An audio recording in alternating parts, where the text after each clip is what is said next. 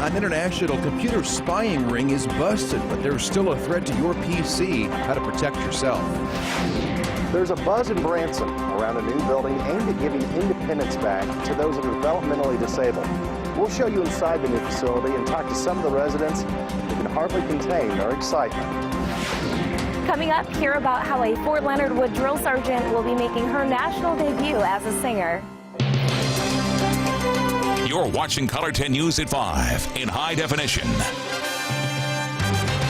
And we are following breaking news right now at the 5 o'clock hour, a possible child abduction in West Springfield. Good evening to you all. I'm David Oliver. Thanks for joining us. I'm Jennifer Kilman. This is the location near Bissett School. It's in the 3000 block of West Calhoun. Color 10's Lindsay Klein is live near that location right now. Lindsay. David and Jen, right now police are still gathering information, trying to figure out what really happened, but they say two juveniles say they witnessed a kindergartner-aged girl get grabbed right in front of here, Bissett Elementary School. Now, we don't know the name of the girl yet, but she was described as a white female with light-colored hair, wearing a pink shirt and blue jeans. Again, she is believed to be a kindergartner. She was grabbed by what witnesses say was a black man in an orange shirt driving a gray-blue sedan. Witnesses say she was screaming when she was grabbed and thrown in the back of the vehicle. The male chased her down, grabbed her, and threw her into the rear of the vehicle. We don't know if this is a parent, grandparent, father. We just don't know yet. We're just treating it like worst-case scenario. And now there is an after-school program here right now. Those parents are being notified about the incident. But right now, again, police are just trying to piece together as much information as possible. They're trying to identify this girl and see if this was indeed an abduction. Guys. All right, Lindsay Klein reporting. Thank you. Hackers could be tapping into your webcam. Yeah, the hackers that created black shades malware or malicious software have been taken down now in an international sting. But thousands of less talented hackers were able to purchase the spying software for just about $40. Hackers can take control of your computer, stealing your information, and even using your computer's camera to snap pictures. Color 10's Lori Patton has more on how you can protect yourself. Well, this story gained national attention when a former classmate of Miss Teen USA used black shades to capture pictures of her changing her clothes in the privacy of her bedroom. That hacker then wanted the beauty queen to pay up. But this software that can be purchased by malicious hackers for just about $40 has been used to prey on people nationally and internationally. One local senior computer technician says you can take relatively easy steps to protect yourself. A college student we spoke with today said she went to Computer Renaissance because her security protection had expired. I just think it's creepy and just don't know where they could go from that. Like, if they can take control of my camera, what else can they take control of on my computer and see and hack into, like your bank accounts and everything else? Black Shades is a remote access Trojan. That's a program that is controlled by an evildoer whose purpose is to gain control of someone else's computer.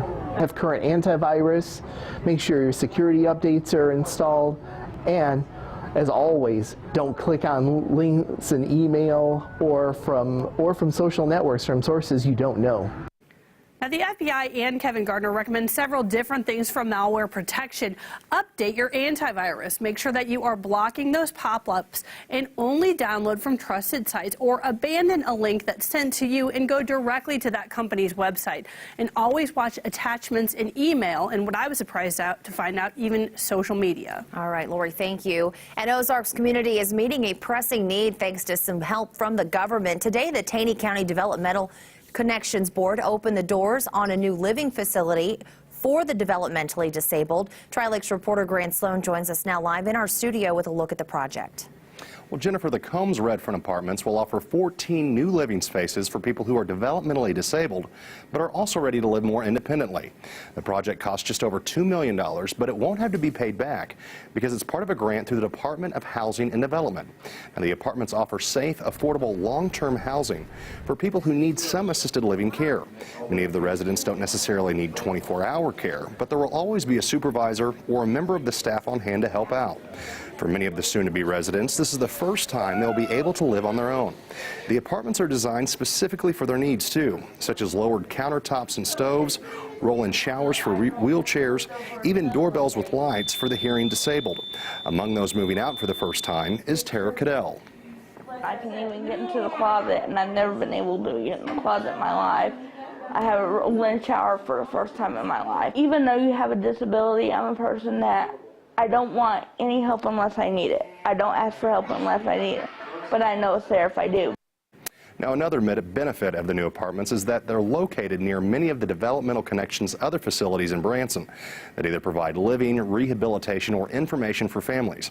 And many of the residents like Tara, well, they're scheduled to move in later this month. All right, Grant, thanks so much. Well, we're seeing our temperatures inch upward.